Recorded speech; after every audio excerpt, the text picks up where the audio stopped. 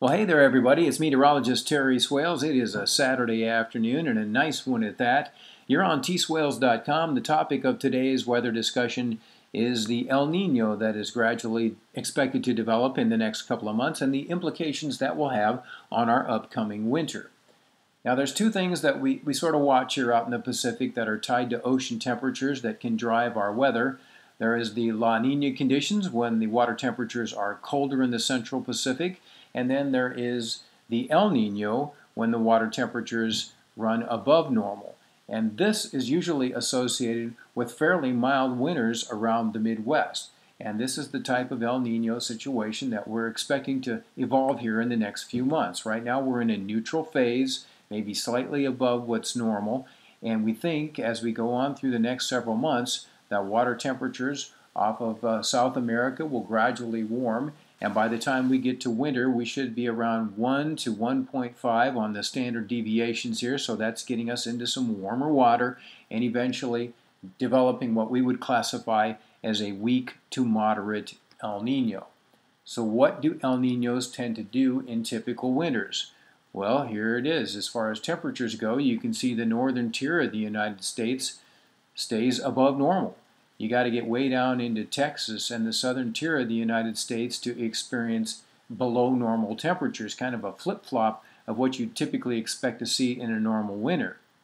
The reason for that is that there are actually two storm tracks. One runs across the northern tier of the country, keeping the cold air locked into Canada. The other runs across the southern tier of the United States, and that usually has all the moisture tied to it, and that's why the southern 1/4 to 1/2 of the nation tends to be much wetter in El Nino winters.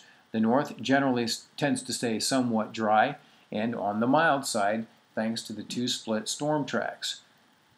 Let's take a look at this graphic here, and this is what we're seeing right now as far as water temperatures out in the Pacific. You can see South America, and there's the El Nino that's trying to get going down there. And so far, again, it hasn't really gotten established a lot, but we are beginning to see some above normal water temperatures off South America. But also notice across the northern Pacific there, all kinds of warm water still exists. This was out there all of last winter, and we all know how pleasant last winter was around the Midwest, a very tough one to say the least. So those two entities currently exist out there. A lot of water that's running above normal, particularly across the west coast of South America and back into the North Pacific. Now here's what's expected to happen, at least according to the European model, as we get towards the winter months.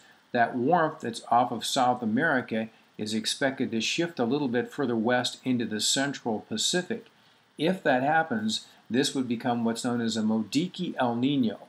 And these are not necessarily associated with the warm winters that typical El Ninos are. And as a result of that, I think that's a significant factor to watch, where that warmth actually exists in the Pacific as we dig deeper into the winter months. And according to this model, and according to what I'm thinking anyway, I expect that to shift further west in the months ahead.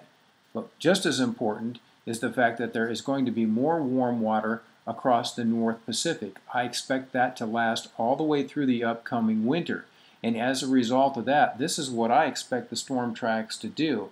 So instead of having one running across southern Canada and the other across the southern tier of the United States, because of the placement of all this warm water out in the Pacific, I'm expecting a pretty good ridge to hold over the western United States for much of the winter. That drives in cold air from the northwest, and the southern branch of the jet stream has a chance of phasing up a little bit more with that northern branch and bringing some storms across the south and eventually up the eastern United States.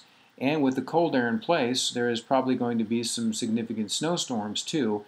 Again, where that all sets up is just about impossible to tell. But overall, I would think the heaviest precipitation during the winter months would be to the south and east of the Midwest. However, because of the cold air that's going to be dumping in here on a regular basis, I expect the winter to be colder than normal, and as a result of that, despite the fact we may not see as much precipitation as is typical, what does come down will probably fall in the form of snow. So as a result of that, I'm thinking the snow season should be at least average, perhaps above normal, particularly across the central and eastern Midwest. So if I had to break it down right now, I don't think this is going to be the traditional El Nino that people like to see here in the Midwest, where we've got our warm, mild temperatures, and what precipitation falls oftentimes is in the form of rain. I think the way things are shaking out right now, we're going to have ourselves a cold winter, and we will see our share of snow. But of course, that remains to be seen, and this is something we'll need to watch closely in the months ahead as everything begins to evolve. So that's your weather briefing today on the El Nino, and a little touch on what we might experience in the winter ahead. Thanks for visiting us here on Swails.com. Have yourself a terrific weekend, and as I always say, roll weather.